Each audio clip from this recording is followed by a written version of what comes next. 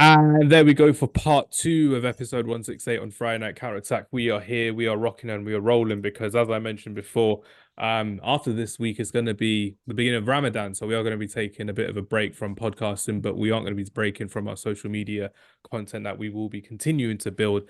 As we know for a fact, all of you love it and you get engaged with it. You love to comment, whether it's positive or negative, whether it's sexist or whether it's racist. You still tend to do it, and we still tend to shut you up as well, which is quite funny in terms of what we've been doing so far this season. So to finish off this episode, we are going to be talking humbly about our three teams as well. There was meant to be a fourth team, but someone stuck at the office and he shall remain nameless because he tends to remain nameless unless Aston Villa are playing, but he shall remain nameless as well.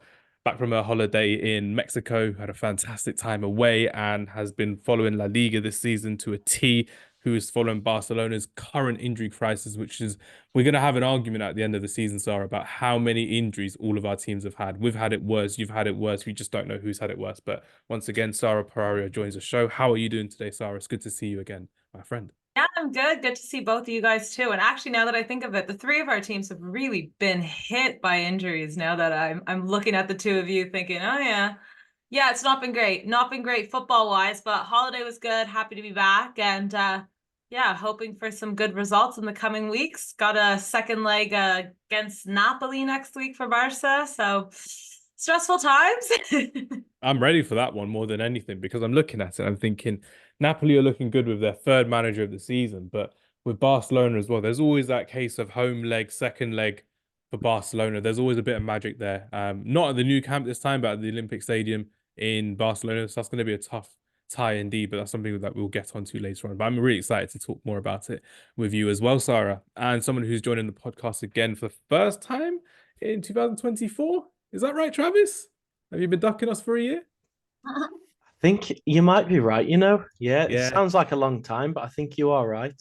it's okay. You've been amazing at Football Crossbar Challenge over the last coming weeks since we've been playing football together, which is good fun. Good way to spend our days off as well, which is great indeed. And you're becoming a much better goalkeeper against my elite shooting, which I'm now practicing week in, week out, as I am the reincarnation of David Beckham, just with brown skin. But it is what it is as well. But Travis, good to have you back on, my friend. Good to see you as well. We're going to start off by talking all about you know what? We'll start ladies first. Sarah, let's talk about Barcelona. So our main topic today is just reviewing the season so far because when we come back from to recording in a month's time, a lot will have changed. There'll be an international break. There will be more injuries, more devastation, more ups and more downs for all of our teams respectively. More downs for Man United than ups, I can definitely say on the pitch as well. But Sarah, let's start ahead with what we've got so far this season. So realistically speaking, we've got a few topics of conversation to go through. But first of all, I'd really want to get your honest opinion to your season so far. How has it been for you being a Barcelona fan? Is it where you expected to be from the beginning of the season? And where do you think Barcelona can end up finishing this season? Because it's looking tough, but you've also got a few opportunities to kind of sneak into that second, maybe even hunt in the title race one last time, I would say, because Barcelona aren't too far away from Real Madrid on points. But what's your kind of opinion being a Barcelona fan? Yeah, it's been shit, I'll be honest. Listen, the Did not start. expect that at all on my days. I mean, I'm gonna be honest. Like the start of the season, there was so much hope, as there always is, and it's the hope that kills us, as we say in football. But we won La Liga last year. Xavi came in around November, turned the team around. It looked like they were gonna do something. It looked like maybe back to their old ways, and then sooner than later, it was a kind of disaster once again. Now Xavi's obviously leaving, and Barca are in third. They might be kicked out of the Champions League as soon as next week. They're already out of the Copa del Rey. It's not been good, and you mentioned injuries at the top of the show have hit Barca so badly, especially because a team that's dealing with such financial crisis, it's not like they can just go out and buy anyone either. So it's been really bad. Predictions for the end of the season is honestly finish second. Yeah. In La Liga, if you finish second, you still are granted 5 million euros, and that for Barca is massive. Like I think in the grand scheme of football, we don't think 5 million is really worth anything. But with a team that's really suffering so much from all these like economic situations, they need that. And also still being Barcelona, being one of the biggest clubs in world football, you have to finish second. You have to. Like that is what it is. I think they aren't that far from Real Madrid in terms of points, but Real Madrid just look too good. And I just don't think they'll give away that many points. We've seen them drop points this past weekend, of course, to Valencia, but I don't think it's going to happen that consistently that Barca are going to be able to make that gap kind of disappear completely. So I think for them, they have to go second place and yeah, basically get second place, figure out who your coach is going to be next season because we still don't know, and then have a really busy, hopefully, summer transfer window. Because the thing with Barcelona from outside looking in, before we get onto the next kind of topics, is you've always had a really small squad, but you've always had a really small squad of really good first team players that if someone was to be dropped out, you've always got an adequate replacement. Because I looked at it, seeing how Ousmane Dembele got sold in the summer to PSG, Lamine Yamal's come in. But again, he's been fantastic to watch this season, a breath of fresh air from what I've seen. But he's not as reliable, or even dare I say, Rafinha's not been as reliable on the wing as well. It's been quite difficult to see who's going to be supplying the goals and the assists when, for example, Lewandowski, who's been out of form this season, has been out of touch, like you mentioned, all season long, Sarah. So it's one of those things when normally you've had such reliable players up front. Like even last season, it's such a reliable front three to look at. And then this season, injury after injury after injury, Pedri getting injured, De Jong getting injured. The injury that's just mounting up right now for Barcelona is intense. And like you said before, a Champions League tie awaits against Napoli in the second leg at the Olympic Stadium in Barcelona. But getting onto that, Sarah, as well, I wanted to ask you, who has been your most impressive Barcelona player to watch this season? And then following up with who's been your least impressive Barcelona player to watch this season? And don't you dare say Andreas Christensen, for obvious reasons. Your favorite player. No, you mentioned him though, and I think it has to be Lamine Yamal. I mean, we've spoken about him time and time again on this podcast, but absolutely, he's 16 years old and basically become a starter, kicked Rafinha out of his position to take over. Youngest player to ever score in La Liga, youngest player to ever score in the Champions League. And yeah, like I said, a starter for Barcelona. I think it has to be him. He's been absolutely spectacular, especially when you have players like Lewandowski falling off, Gavi and Pedri picking up injuries. Ferran Torres never really kind of figuring out if he's a Barca player, if he's not. Like it's like when he plays for Spain, he's completely different than when he plays for Barca. So I think I would have to say Lamine Yamal. And when you think about that, you're like, well, that's fantastic. You have a 16-year-old, that's your best player. The future is bright. But how is a 16-year-old bossing, these kind of veteran players off the pitch like Rafinha? So I think for me, Rafinha might have to be, I don't want to say the worst player because he's not, like, talent-wise, he's not the worst player. But when you've lost your position to a 16-year-old, that's your form's bad. Like it was really poor, got him last year, and it's coming from Leeds, we were thinking, oh, okay, this guy, like, he was nasty at Leeds, of course. Like we've seen what he's able to do, that cut in, his kind of signature move, but it just never really clicked properly at Barcelona, and he wasn't given enough time. Being at a club like Barca, things move quickly, and Lamine Yamal took over a spot just like that. Can I suggest a thought for João Cancelo? Because João Cancelo a couple of years ago was considered one of the greatest fullbacks in the modern era, with the way he could play right back and left back inverted, how he had this technical ability beyond a lot of his fellow compatriots as well, for rather Portugal or even at Manchester City as well. He's played 23 games this season, scored 2 goals and 3 assists. I thought it'd be a pretty good player to be starting a lot for Barcelona. And you and Suki, I believe, said at the beginning of the season that Alejandro Balde has been a much better player ahead of him at left back. But what's kind of gone on with João Cancelo this season? Has he been underperforming? Has he been overperforming? Or does he just not suit Barcelona? Because I know you want to kind of sign him on a permanent deal, him and João Felix, from what I last remember. But is there something going on with João Cancelo that you think, he may not be worth our time at Barcelona and reinvest somewhere else? No, I don't think so. I think he just got injured. Like, he came and he got injured almost right away. But if you're asking me, I would take him over Felix in a heartbeat. João Cancelo is absolutely versatile. And then, of course, Alejandro Balde getting injured as well. Cancelo has now been stepping up and playing in that position, but he's another player that can create something in front of the net, as well as, of course, defend, which Barca needs. So for me, I think João Cancelo just hasn't been able to play as many games as maybe we'd like, but I think that's due to injury. And I think he still has been one of the best players for Barca. But if we're looking at consistency, you have to give it to Lamine Yamal. But I would love for Cancelo to stay at Barcelona. I actually do think he's a very well-fitted player for Barcelona, but I don't think he just hasn't had the best season in terms of fitness. Yeah, I'm looking at it as well. It's just been inconsistent, which has been kind of his style as well. And in the next couple weeks as well, you've got Atletico Madrid away, you've got Real Madrid away, you've got Valencia at home, Girona away, which would be a do or die in the month of April as well. Real Sociedad and Sevilla is your last game of the season. So you've got some really big games. Yeah, so far, literally, you got some really big games coming up as well, so it's going to be very difficult to see how Barcelona continue on their hunt for the second position, or maybe even still challenging for the title race, because that El Clasico may be one of the biggest El Clasicos we'd have seen. And like I said a couple of weeks ago, I really want to see El Clasico in the Champions League. I really want to see how that would look I feel going like forward. we all wanted to see El Clasico in the Champions League, but it pains me to say it. El Clasico isn't what it was a few years ago, if I'm honest. Like, it used to be the two best teams in the world with the best players in the world. And I'm not just talking about Messi and Ronaldo. Like, lately, it hasn't lived up to its hype. So I don't know. I mean, of course, you want to dream about that El Clasico once upon a time, but I think right now, if we were to see El Clasico in the Champions League, I mean, Barca's getting absolutely steamrolled if I'm looking at it right now. Yeah, I it's think true. personally, Bellingham would be on fire in that El Clasico as well, having the Champions League, having that CBS interview afterwards, like he always does. He'd be loving that occasion. Man, well, like we Jude saw it Bellingham. like La Liga in the first Clasico of the season. I think it was in October. Like Real won, I think it was 3-1, and it was just kind of like, yeah. But Yeah, what was worse is that I wasn't even that pissed as a Barca fan. It's my biggest rival, but I knew going into it, I've seen these two clubs. They're just not on par with each other right now. So it isn't living up to like what El Clasico used to be.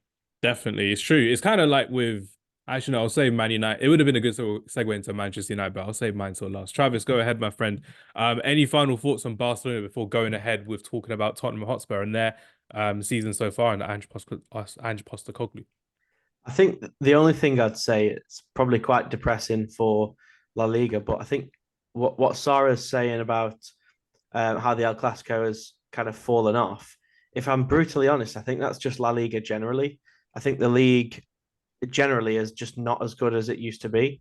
I think the overall quality of the sides in that division is just not at that level anymore. Like Sarah was saying, Real Madrid and Barca used to be the destination for the best players in the world. And I think that's still the case with Real Madrid.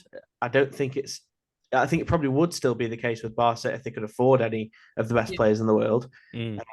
But I do think it's beginning to shift. I think the Haaland one was major. I think Haaland picking Man City over someone like Barca, someone like Real Madrid, I think that was major. Whether that was more to do with Madrid shifting their focus to Mbappe, I don't know, but Or the Pep influence as well.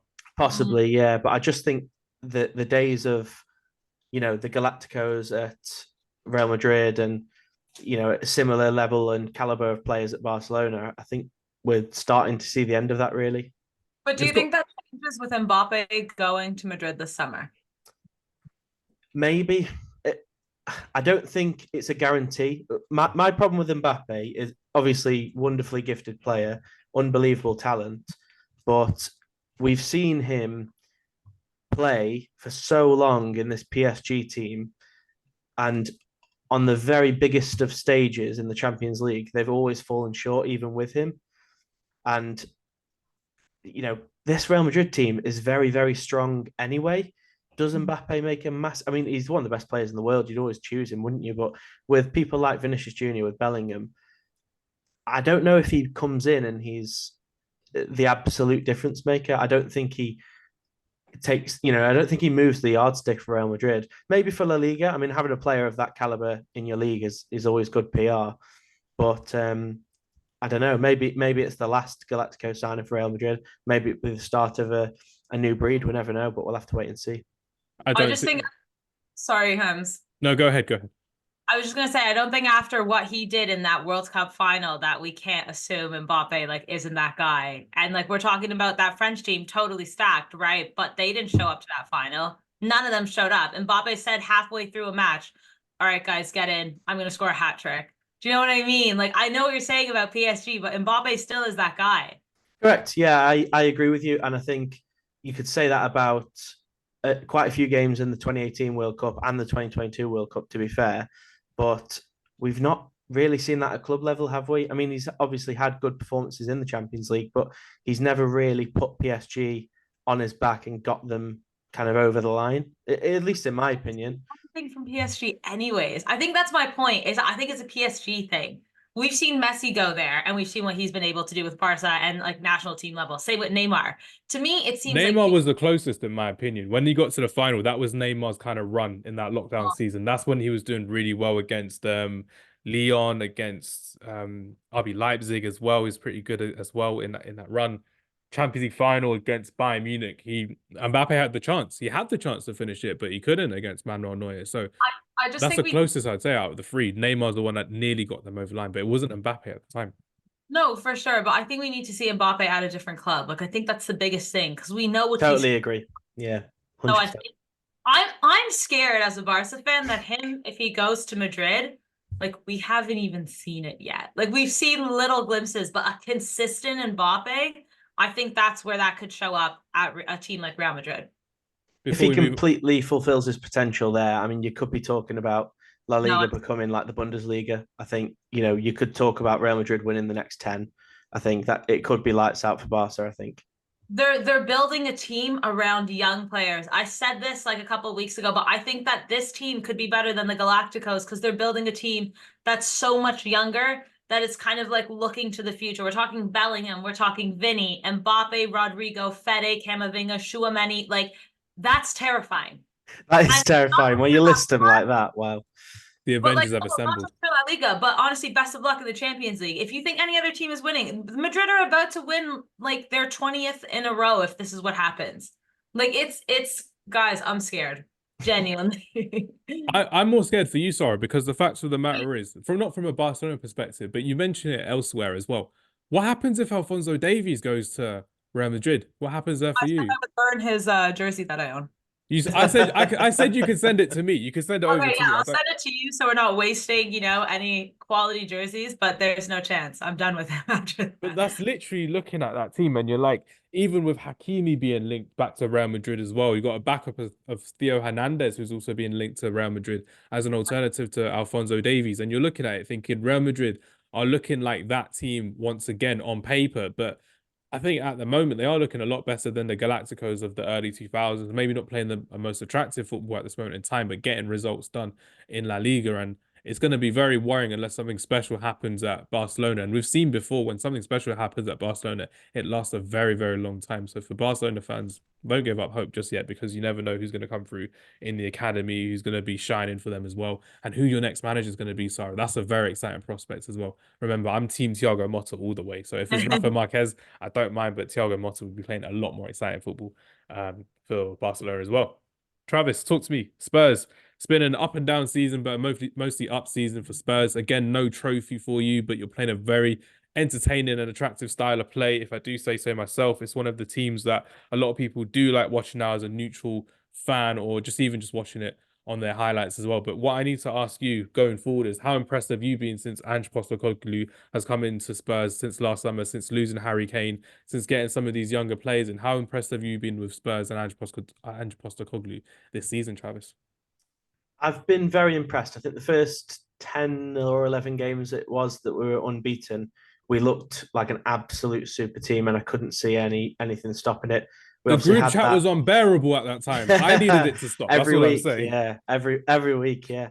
But we had obviously that game against Chelsea where we just went completely off the rails, and I think that Nico did derail us Jackson for a good couple of months. Spurs is crazy. When you're looking at Nico Jackson suing, that was an odd way of celebrating a hat trick. Odd guy.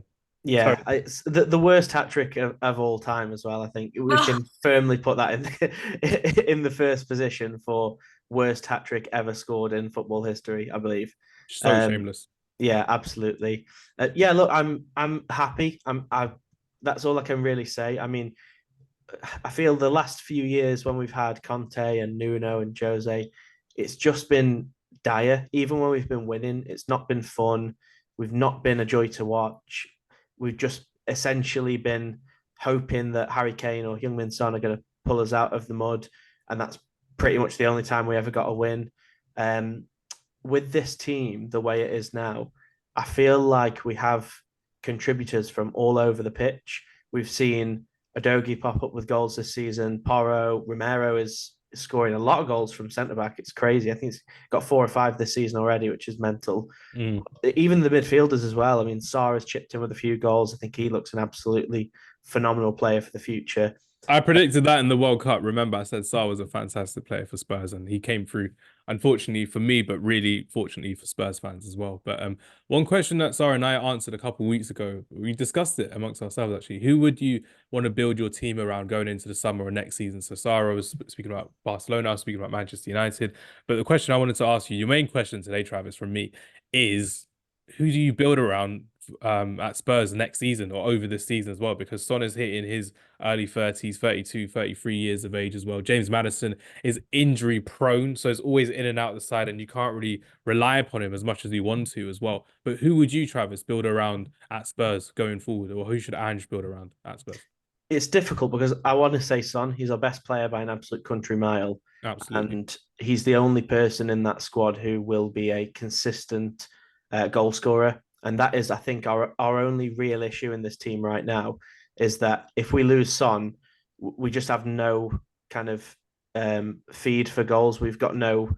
I mean, Richarlison stepped up massively in the Asian Cup. He scored quite a few goals, something like 10 goals in 9 games. It was a ridiculous run he went on.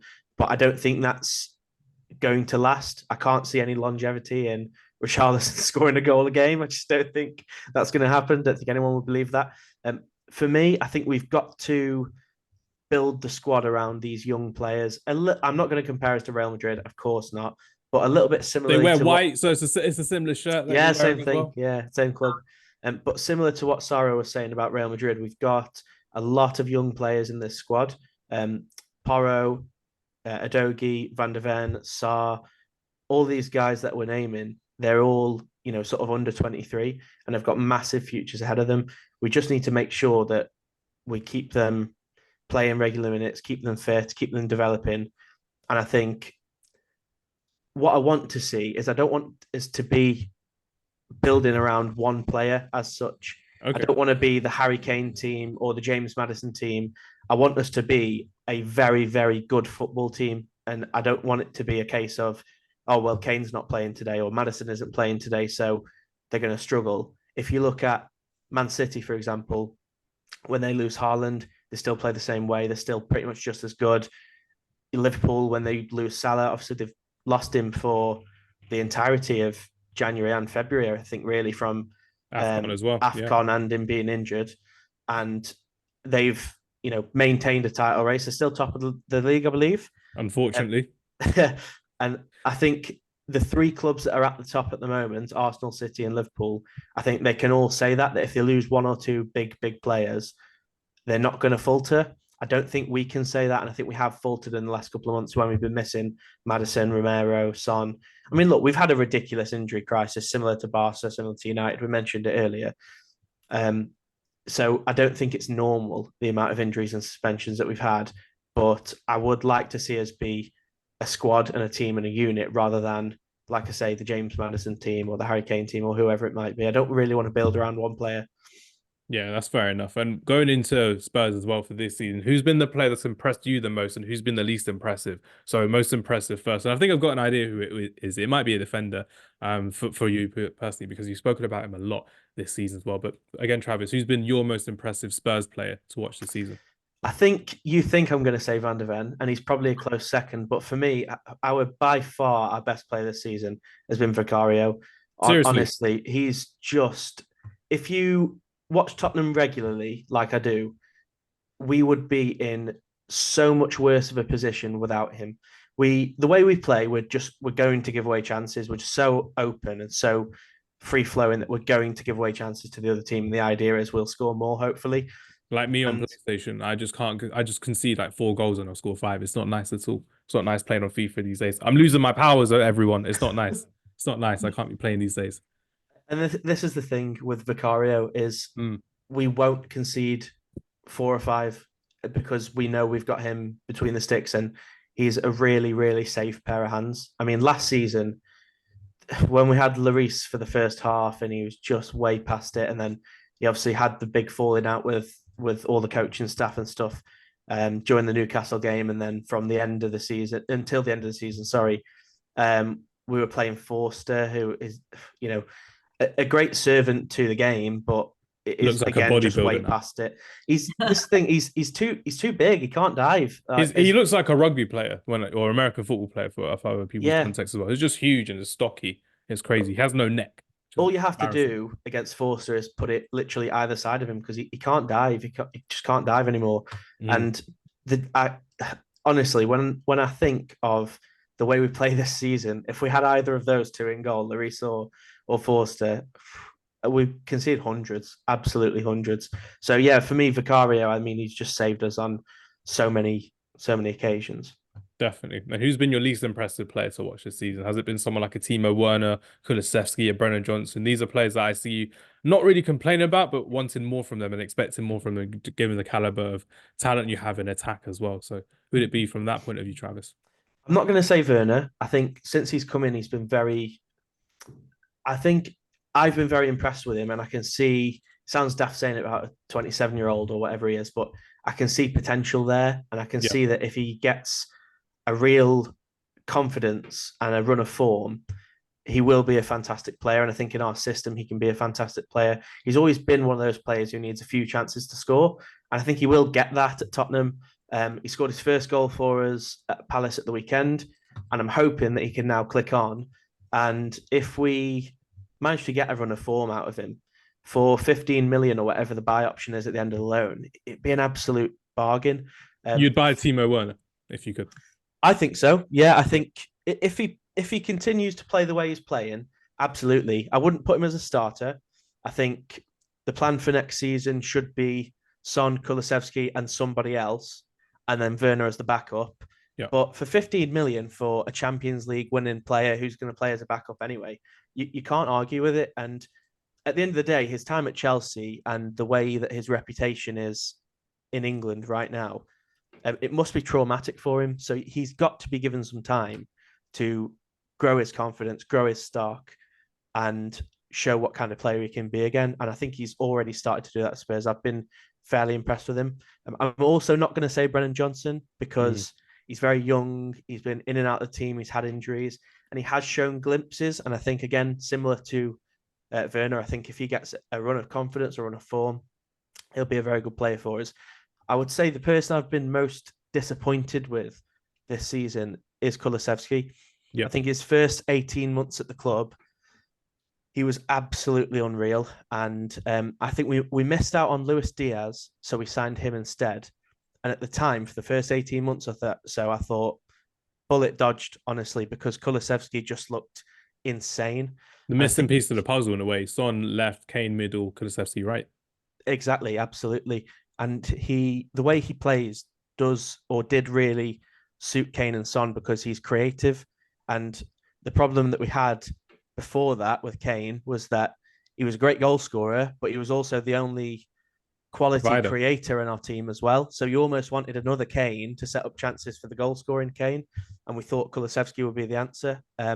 Since the first 18 months, I think he's been very hit and miss, very stop-start. And I think what he struggled with this season is having a set position. I think with these injuries that we've had, we've played him out on the right. He's had to fill in the middle and sort of the James Maddison role a couple of times this season as well.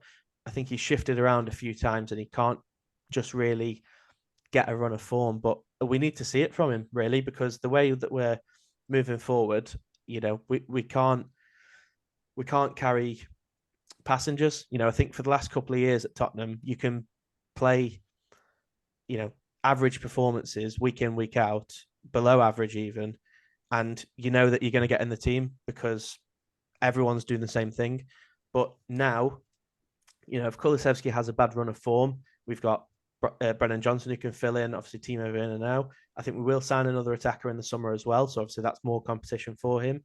So I think he's been my biggest disappointment this season, but I don't think he's been our worst player as such, but probably the one that I was expecting the most from that has delivered the least, if that makes sense. Yeah, that's fair enough. That's understandable as well. Sarah, do you have any questions for Travis regarding Spurs this season from your point of view? Yeah, what's the prediction here? Where are you guys finishing in the table? Ooh. I do think that, look, with the Premier League right now, we've got three super teams. Liverpool, Arsenal, and Man City are just such a level above everybody else. whether it's bias or not, I do genuinely believe we're the fourth best team. I think we're the best of the rest. After you kind of look below the big gap So with those three teams and everyone else. you're saying you're not as good as Arsenal this season. As much as it pains you me to are say, the worst. as much as it pains me to say it, no, we're not. But equally, what I would say is that they are so much further down the line of their project than we are. Mhm. And I think You're only in year one, and you haven't even completed year one yet. exactly. And I think if you look at the squad that Ange inherited and the squad that Arteta inherited, both absolutely terrible. And in the first two seasons, Arteta finished 8th and 8th. Yep.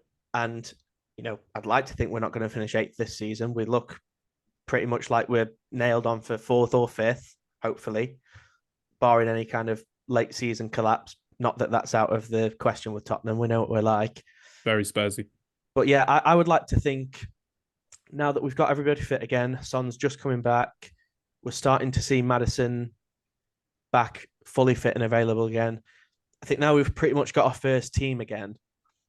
I'd like to see us put a run together and finish 4th. I do think we're better than Villa. If I'm completely honest with you, I think the only reason they're above us in the table right now is because we've had so many absentees over the last couple of months. I think that's allowed them to bridge the gap to us. But I think first 11 versus first 11, I do think we're the better team out of the two. So I would like to think 4th is where we're going to finish this season, hopefully back in the Champions League. Nicely Something done. I told Sally, sorry, last time we spoke about Villa was that they have such a tough schedule ahead. Now, you guys are behind Villa, 5 points, but you got a game in hand. But just looking ahead to your schedule, okay, you guys got to play Villa this weekend, obviously. Yeah. You have West Ham, you have Newcastle at St. James's, you have City, you have Arsenal, you have Liverpool back to back to back. Your schedule's not looking too much better. So where is it going to come down to, like, it could be this weekend, whoever wins, making up those points in between? Good question.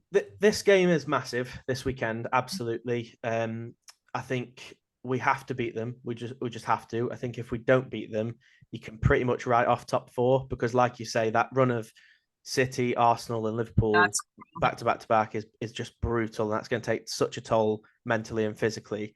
But what I would say is, again, I genuinely believe with our first team available, I do think we're capable of beating all of those teams. What you've got to remember is in the first 10 weeks of the season, or a little bit longer, I think, in the case of City, we have played all of those teams and not lost any of those games. We beat Liverpool, we drawn to Arsenal away from home. Luis Diaz goal. Yeah, but we still beat them. And we drew to City in a game that we were missing players and we really should have lost. So, we really should have won. We threw it away. We gave a goal away stupidly. Good game, that. It was a fantastic game, absolute barnstormer. But I think what you've got to remember is, like I say, yeah, these teams are in unreal form, but none of them have beaten us this season. So I'd like to think that we can turn out a result against one or two of them, even if it is just draws, just to kind of keep in touch with the top 4. But yeah, you're not wrong. That schedule is grim. I mean, West Ham, we're their cup final every season. It's so annoying. Every time we play them, they just turn up. They could be rubbish for the other 36 games of the season, but they'll always play like prime Barcelona against us. It's absolutely infuriating. I'll tell you one thing, actually. I'm getting very off topic now and just digressing a little bit. But the game we played against West Ham earlier this season was, I think, probably one of the most frustrating football matches I've ever watched in my life. We absolutely dominated them and played them off the park for pretty much the full 90. And they scored the 2 jammiest goals I think I've ever seen and beat us 2-1. So, I mean, if that happens again, I might start watching cricket, I guess. But that's the same story every fan has against West Ham this season. I've said that about Man United losing to West Ham at the Olympic Stadium. Arsenal fans have said that about losing to West Ham at the Emirates, and you did that at home as well, at the Tottenham Hotspur Stadium as well. So that's just how West Ham play. Yeah, I think this is the complaint that West Ham fans have. I've seen a lot of discussion between West Ham fans about wanting Moyes out. You've seen the banners at London Stadium and all this sort of stuff. And I think from the outside looking in, it's easy to say, well, you've just won a European trophy. You're in a very good position in the league. You're still in Europe. What have you got to complain about? But I think West Ham fans will say exactly what Hamza's just said, that, yeah, we're winning games and we're getting points, but the football's absolutely disgusting. And they charge an that's- arm and a leg for their tickets as well. Yeah. I mean, they've got to pay for the stadium somehow, haven't they? It's true. The government can't pay for it anymore. It's all crazy to think about that. But again, London prices are ridiculous for tickets for mediocre teams like West Ham as well. Shouldn't be paying £90 a ticket. Not good. Not good at all. But yeah, that's all from me regarding Tottenham as well. Sarah, nicely done there as well. So Travis, your topics are Manchester United. You've been speaking to me about it all week. Fire away. If you've got any questions, I've got my little checklist here as well. So my honest thoughts of the season so far. I still thought we'd have been competing for top four at Manchester United this season. Technically, we're not out of it, but mentally, we've checked out of it when you're looking at Manchester United. We're just not there anymore in terms of being battered. And I'm not talking about losing to Manchester City away because that was kind of expected. I'm talking more against Fulham or scraping a win against Luton. These are games where you're struggling to see what we're doing as a team. You're struggling at what Erik ten Hag is doing on the training pitch. You're struggling at where we're going wrong with our injuries, with our incomings, with our outcomings as well. You're looking at the fact that Manchester United have three young left backs out on loan, and we haven't recalled any of them since our left backs have been injured. And we had a left back on loan from Spurs, Sergio Reguilon, and we cancelled his loan. Can we just quickly mention something about Reguilon? As a Tottenham fan, go for it. He has infuriated me. I've always loved him, right? I've always loved him. He might not be the best left back in the world, but he's just sweet. He's like a puppy, and I just love him.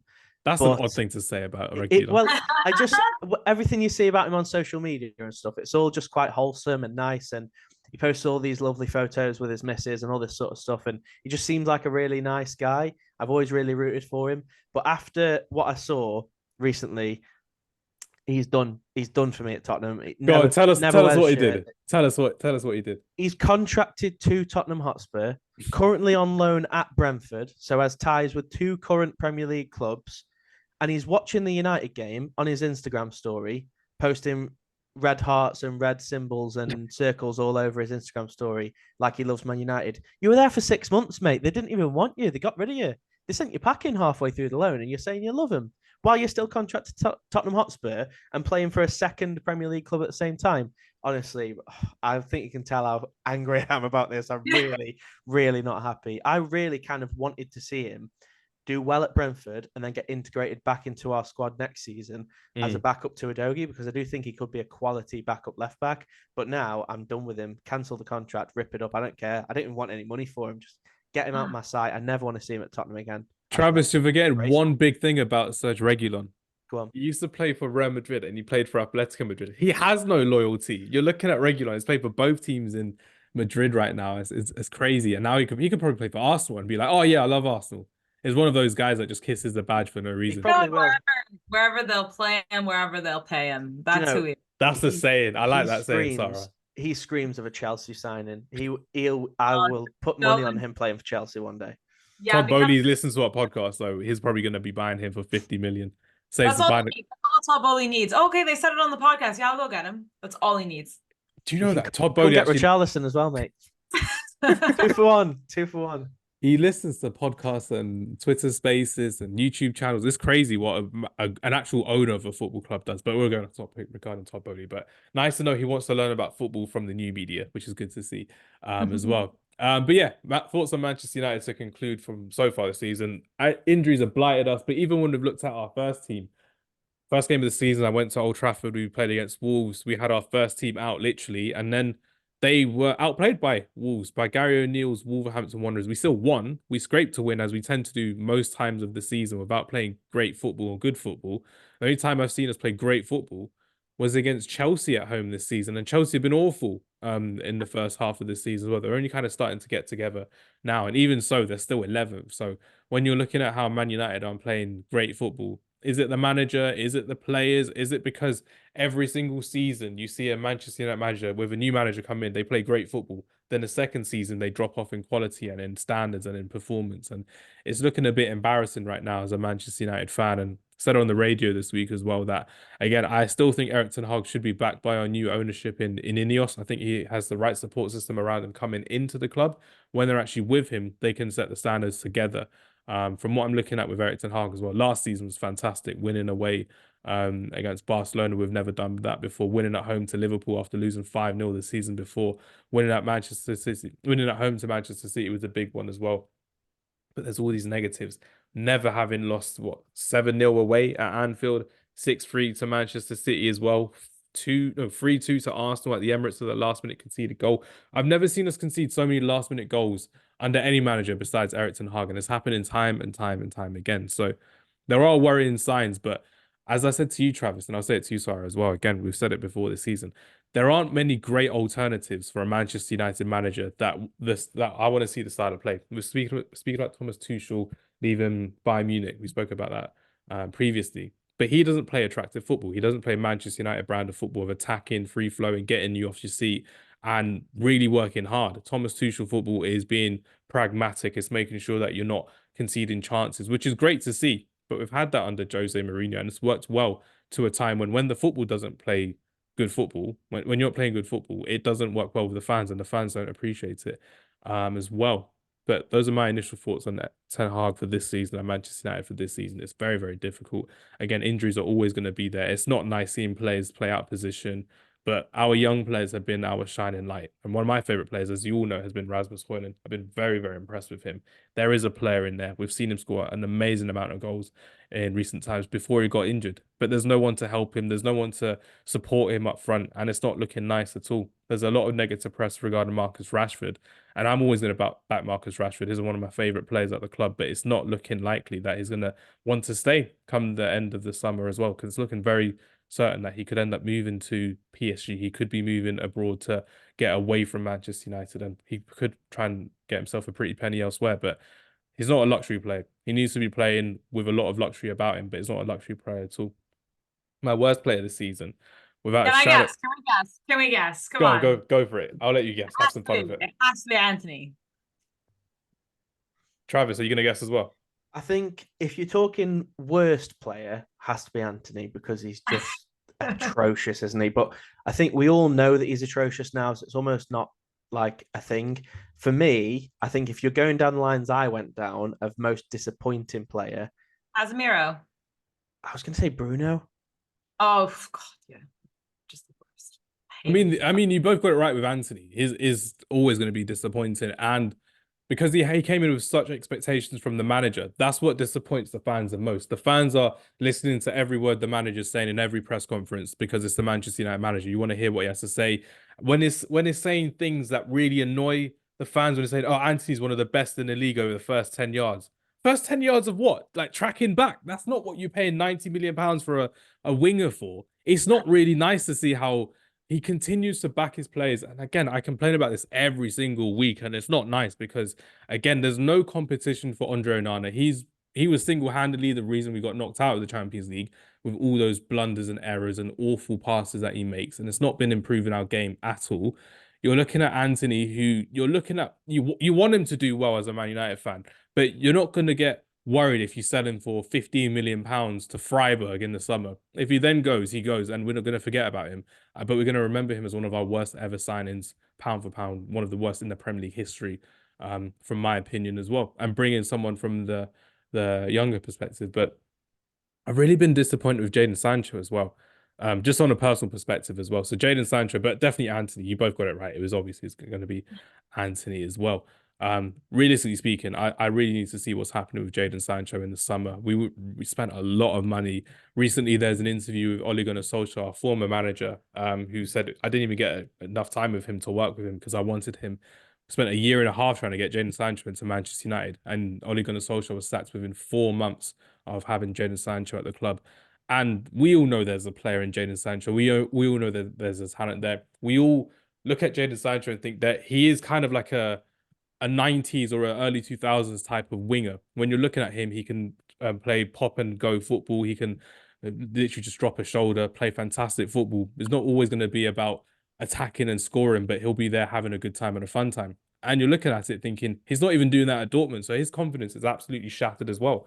But I still think there's a player in there, and I still think Erik ten Hag has a lot of things to deal with as well. It's not always going to be his fault, but what you're seeing on the pitch is definitely his fault because he can get a lot of things right on the training pitch, and he's been billed as one of the best coaches in European football over the last 10 years as well. And I don't think he's been showing that so far at Manchester United. And my last point on Erik ten Hag is the fact that he played such great football at Ajax, and then he said recently, "Oh, I was brought in not to play Ajax football, but Manchester United football."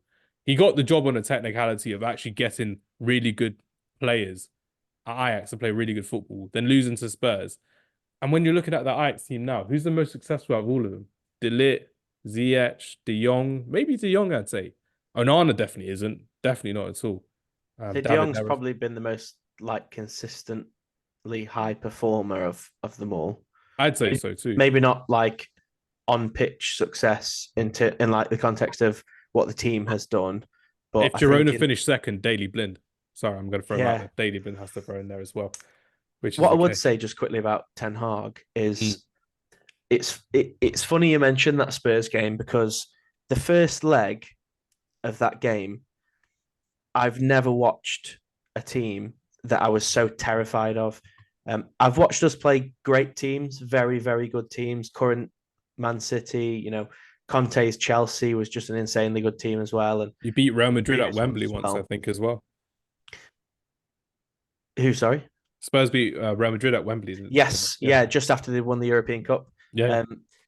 What I would say about that Ajax team, in that first leg, I'd just never seen a team play in that way, just with the whole 11, well, not the 11, obviously not the goalkeeper, but the whole outfield team so high up the pitch, so aggressive in their press. And it was such a unique style of football that I'd literally never seen. And I think probably what made that tie so difficult for us, and probably you'd say the same about the previous ties with Juventus and Real Madrid prior to them playing us, was that I don't think anybody knew how to play against them. They were just an anomaly. And I remember thinking when we were linked with Ten Hag, God, I'd love us to play like that. And I'm so glad we didn't get him. I know we had to suffer Nuno and suffer Conte, but looking at him at Man United, I just don't think he's the guy. I think what he will struggle with and what might kill him is, I think, two things. The fact that he's been able to bring in players who are his own players. Absolutely. Onana he had at Ajax hasn't worked really. Anthony he had at Ajax has definitely not worked. No chance. There's a few others as well. I think Martinez has worked. I think he's been a very, very good player. But he's been our best signing, I'd say, under Ten Hag. Totally agree. Martinez. Yeah, there's probably not much competition for that, but yeah, totally agree. I think his signings will kill him because they're his players. The other thing that might kill him, honestly, is if anybody at Ineos looks at the impact that people like Ange has had at Tottenham, Emery's had at Villa, even lower down the league, Gary O'Neill at Bournemouth. Iraola at Bournemouth. Gary O'Neill at Wolves. Iraola at Bournemouth was going to be my next one on the list. Yeah. They've all come in and instantly they've turned the way of the team playing around to their style. And it's not always delivered instant results. Bournemouth went on a terrible run at the start of the season, didn't they? And obviously we've just had a bad patch. But you watch Tottenham and you say, that's an Ange team. You watch Bournemouth, that's an Iraola team. You watch Villa, that's an Emery team. You watch Man United and there's no clear plan. There's no clear style of play. I couldn't tell you if they're a possession-based team. I couldn't tell you if they're a counter-attacking team. I couldn't tell you if they're a high-pressing team. I couldn't really tell you how they're supposed to play because I couldn't tell you they're a team every week. Watching them play, they don't play like a team at all. They look like a bunch of 11 guys who you've just pulled out of a lottery and stuck on a football pitch. Yeah, the fact that I wanted to go and watch Man United versus Everton on the weekend, and I told my wife, "Now you know what, I'm going to do some overtime on the weekend for work instead." Shows levels in terms of. I'd rather work than watch my football team. That hurts a bit though. You're just kind of looking at it, and then my other alternative was going to watch rugby for two teams that have nothing to play for, and I was like to Travis, I was like, I could have gone to that, but I'd rather not go and watch Man United play because you're looking at it. And you're looking at all this money spent. And again, I hate using this example because it's been spent wildly, but it's been spent nevertheless. You're looking at all this money spent. It's affecting the fans who actually go to games and get to appreciate the stadium and everything. And this is where Ineos will, I believe, sort it out. They'll look at all these amazing signings that have happened across the Premier League. How did they spend this money? Why did they spend this money? What was the benefit of spending this money? And then they're looking at Manchester United. You spent the money times three, or this guy's getting three times this guy's wages. A prime example for me, you're looking at someone like Marcus Rashford, excuse me, £300,000 a week. He's on the same level as Haaland, De Bruyne, Mohamed Salah. It's not He's not putting that out the level of levels, player, is he? not that level of player as well. You're looking at someone like Andre Onana, who's the third highest paid keeper in the league after Alisson and Edison. Not that level, in my opinion, as well. That Champions League run for Inter Milan just sold people dreams as well. You're looking at Manchester United paying £80 million for Harry Maguire because Virgil van Dijk was sold for £80 million or £75 million to Liverpool. Not that caliber of player at all. And you're looking at all these different things where Manchester United have previously fallen so short in the transfer market where it's affected the next season and the next season and the next season. I'd say the biggest example for me, honestly, is I hate to always bring everything back to Tottenham because I feel like it's the only thing I ever do. But Maddison, he was what 40 million from a relegated Leicester, and we all knew how good he was and how much of a proven Premier League talent he was. If Man United had come in with the same offer we'd come in with, The thing is, he would have gone to Man United. We did put an offer in, but Ten Hag preferred Mount because of his versatility, which makes no sense because now versatility is becoming a killer in football. Sarah and I, we spoke about this before. When you're playing players out of position and then they're getting criticized for playing bad football, it doesn't benefit the player at all. So they should really just say, no, no, boss, I don't want to play Go out for of position. specialists. Yeah, literally. Because Yeah. Maddison is one of the few specialist number 10s we've got in the league. Because Odegaard can play deeper. Bruno Fernandes can play deeper. KDB's been playing deeper since his return as well. Maddison is a proper number 10 who loves to have that freedom about him, but he works really hard in that system. And it's kind of worked out so well for Tottenham and for James Maddison as well, because Arsenal and Newcastle, the other teams in for James Maddison, Newcastle, they don't even play that side of play anymore.